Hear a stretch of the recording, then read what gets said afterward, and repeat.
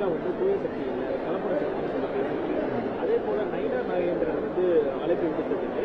அந்த குறித்த கேள்வி எடப்பாடி கிட்ட கேட்கும்போது அவர் என்ன சொல்றாருன்னா, திமுகவை எதிர்க்க எல்லாருமே என்னோட கூட்டணிக்கு வரலாம், நான் ஏற்கனவே சொல்றேன், இப்போ அதாவது எங்களுடைய தலைவர் தீய சக்தி அப்படின்னு திமுகவை சொன்னதும், எங்களை தூய சக்தின்னு சொன்னதும், நாங்கள் எங்களுடைய தலைவர் கடுமையாக திமுகவை எதிர்த்து பேசியதற்கு அதிமுகவை சேர்ந்த ஒரு சில பேர் அதற்கு பதில் சொல்வது வேடிக்கையா இருக்குது.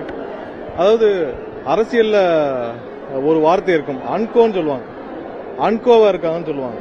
இன்று பெரும்பாலான அதிமுக கட்சியோடைய மூத்த தலைவர்கள் அந்தந்த பகுதியோடைய திமுகவினர், இதுவரைக்கும் கே.பி. முனுசாமி இருக்கிறாரு, அவருடைய பகுதியில் இருக்கிற திமுக அமைச்சர் காந்தியோ இல்லை திரு துரைமுருகன் அவர்களை பற்றியோ அவர்கள் செய்த ஊழலை பற்றியோ தனிப்பட்ட முறையில் அவர்கள் செய்த ஊழல்கள், அங்கே செய்யும் திரு காந்தி அவர்கள் செய்யும் அராஜகங்கள், திரு துரைமுருகன் அவர்கள் செய்யும் ஊழல்கள், அவங்க வீட்டில் எவ்வளவு ரைட் நடந்துச்சு, இதை பத்தி ஒரு வார்த்தையாவது இது வரைக்கும் பேசியிருக்கிறாரா?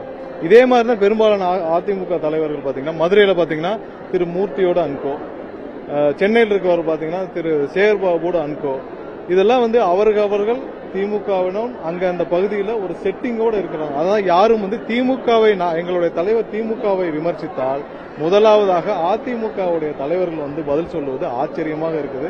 இது இப்பதான் வெட்ட வெளிச்சமாகுது. உள்ள இருக்கிற பெரும்பாலான அதிமுக நிர்வாகிகளுக்கு தெரியும், இவங்க எல்லாம் அங்கங்க திமுகவோடு ஒரு அரசியல் பங்காளிகளாக இருக்கிறாங்கன்னு எல்லாருக்குமே தெரியும். அது இன்னைக்கு மக்களுக்கு தெரிய ஆரம்பிக்குது. அவர்கள் முதல்ல அம்மா இருந்தப்ப, புரட்சி தலைவர் இருந்தப்ப எப்படி இருந்துச்சோ அதே மாதிரியாக திமுகவுடைய எதிர்ப்பை என்று அவர்கள் கைவிட்டார்களோ அன்றே மக்கள் அவர்கள் மீது இந்த நம்பிக்கை போய்விட்டது. அததான் இன்னைக்கு காட்டுது. எங்களுடைய தலைவர் சொன்னது திமுகவை பற்றி, இவர்கள் ஏன் வக்காலத்து வாங்குறாங்கன்னு தெரியல. திமுக சார்பாக அவர்கள் மக்களிடம் இழந்த செல்வாக்கை மீட்க முயற்சியாவது செய்ய வேண்டும். இந்த அன்கோ போற வேலையெல்லாம் விட்டுட்டு அந்த பகுதியில் இருக்கிற அமைச்சர்களையாவது கண்டிச்சு பேசணும். இது அங்க மட்டும் இல்ல, மதுரையா இருக்கட்டும், சென்னையில் இருக்கிற ஏதாவது ஒரு அதிமுகவை சேர்ந்த ஒரு முன்னாள் அமைச்சர்கள், மாவட்ட செயலர் யாராவது ஒருத்தர் சேகர்பாபுவை பத்தி ஒரு வார்த்தை பேசணும். யாரும் ஒரு வார்த்தை கூட பேச மாட்டாங்க. அதே இதுல அங்க மதுரையில் எடுத்துக்காங்க, மூர்த்தியை பத்தி யாராவது ஒரு வார்த்தை பேசியிருக்காங்களா? பேச மாட்டாங்க. எல்லாரும் அங்கங்க ஒரு செட்டிங். போன தேர்தலே பார்த்திருப்பீங்க, சேப்பாக்கத்தில் யாருக்கு கூட்டணி கொடுத்திருப்பாங்க?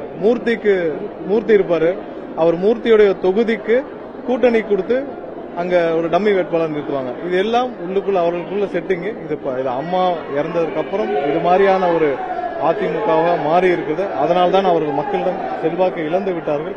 கண்டிப்பாக திமுகவிற்கு ஒரு மாற்றாக, திமுகவிற்கு ஒரு கடும் எதிர்க்கட்சியாக, எதிர்ப்பாக திமுகவை தீய சக்தியை தமிழகத்திலிருந்து ஒழிக்கும் ஒரே தலைவராக எங்களுடைய தலைவர் அண்ணன் விஜய் அவர்கள் மட்டும்தான் இருப்பார் என்பது கூறிக்கொள்கிறோம்.